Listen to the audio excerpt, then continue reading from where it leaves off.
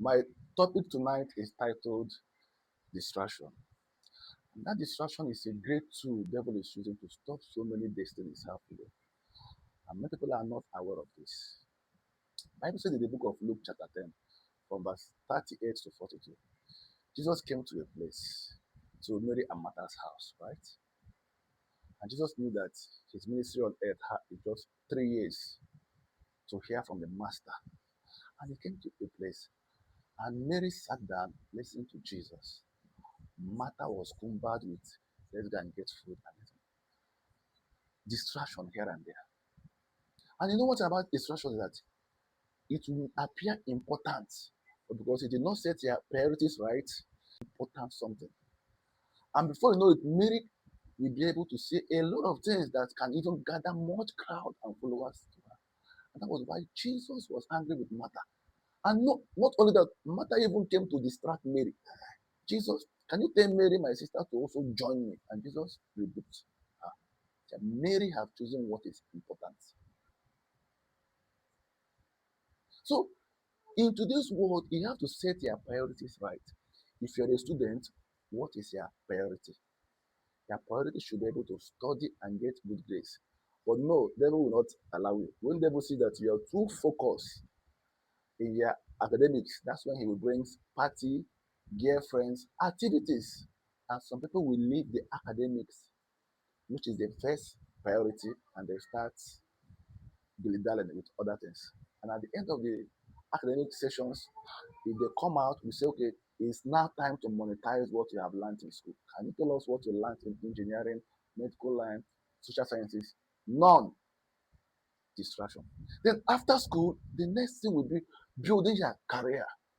You get to a workplace, you try to learn, build your career. At that point in time, that's when the devil also comes. Where you are working, you know your priority is to stick to your job description, and somebody comes and causes offense to you, and you trying to revenge, you will not leave your work to suffer, your job description to suffer, your KPI to suffer. You are trying to revenge by going to attack another person, and by then you are distraction. And this happens every day at work. If you are married as a wife, your priority is your husband and your children. But they will bring all manner of distraction, social life, party, and some people will allow the first priority to slip away from their hand, and they'll not be pursuing other mundane things. And this happens every day. Many destinies are stopped by those distractions and by those offenses. Devil is afraid when you are too focused, because you know that focus is a strategy. That if it allows you without your focus, you are going to get to your goal. And now what happens again? He sees that you are a child of God and you're growing in faith. And if he allows you without your faith, the sky will be your starting point. The next thing, he will allow your pastor or your leader to offend you. And you will be like, why will a pastor offend me? Why will my leader offend me? Why will my manager in the office offend me? They are experienced. They should know better.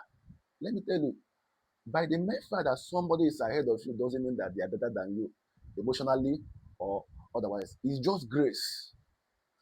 If you allow them use their baby character because you feel that their leader they should know more, and they distract you, you now lose focus and you now lose the main thing. Devil will laugh at you. So most times, even when your leaders are misbehaving, just have the mindset that I have a well-trained mind than what my leader is doing or what somebody else is doing. And I'm focused. I know the reason why I'm here, and I'm going to get it, and I'll not be distracted. Right? So he comes with those distractions. The next thing you take offense, you leave because they will know that at that point in time you are very prayerful, you are committed. If he brings seduction on your way, you say no. He brings all those social vices on your way, you say no. That I know what the Bible said and focus. But he is determined to bring you down to stop you on the way. Somebody will offend you. The next thing you take offense, you stop coming to church, you stop going to church.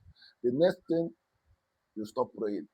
The next thing, that same temptation you used to reject, if you now bring it on your way, you will not accept because there is an offense and you're no longer praying. Now you are distracted because of a little offense that you would have shift aside, forgive, and continue.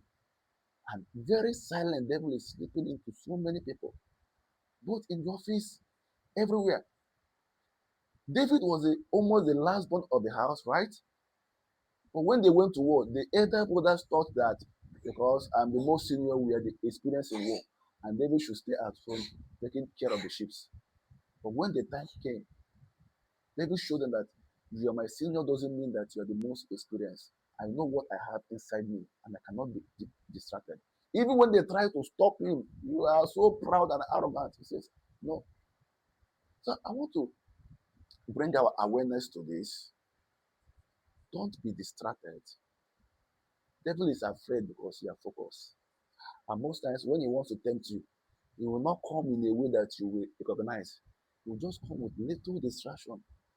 And at the end of the day, when you are now being called upon, you discover that you have lost the main thing, the priority over little distractions. Right? We are in the world, but we're not of the world.